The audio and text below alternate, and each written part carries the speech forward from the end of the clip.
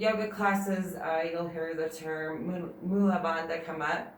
And so some teachers will say, often I'll say, think of your Kegel muscles, because a lot of people will know that what that means when they don't know Mula Bandha. It is in fact a little bit deeper, and it's just one of the locks. Won't go too much into detail about all of that, but it's used often in holding a strength pose or in holding in your energy or good stuff. And so holding up that Kegel muscle or really locking and pulling up on the pelvic floor and everything in it. You can actually lock and pull all the way up to your belly button, really tightening through the core.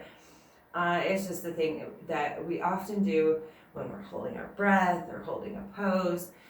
There are other locks, but most often in class you'll hear about that one. And then Shavasana is literally translated into corpse pose, or but it also complete relaxation.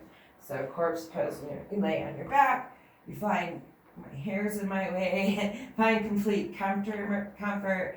Usually your hands are up or on your heart and belly. And then the key is complete relaxation to be in Shavasana or corpse pose.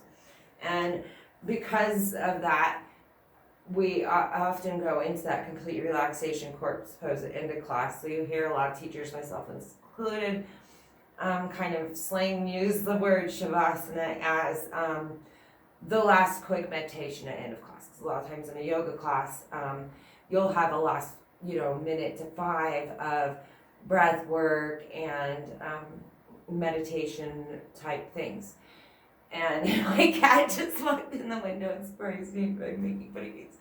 Okay. So that's Shavasana corpse pose.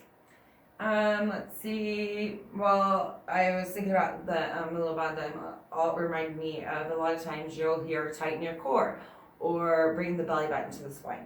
And what we're wanting from you here is to think about using your core muscles instead of the back muscle or some other muscle that might get strained here when the core is in fact the one that you should be pulling your strength from right now. And again, you can pull your belly button back to the back of your core. That gives you a good idea of tightening that muscle. And you should think about that a lot when you're moving through your day. Tighten my core. But I'm going to get sidetracked on that. But even deeper, if you really want to think about it, you let all of your breath out. So your belly's super tight underneath that rib cage. Then pull up on your pelvic floor.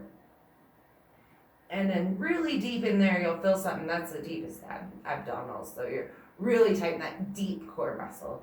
But just so long as you're tightening through here is what we're trying to get you to do so that you're protecting your lower back or other muscles that aren't meant to be used in a pose.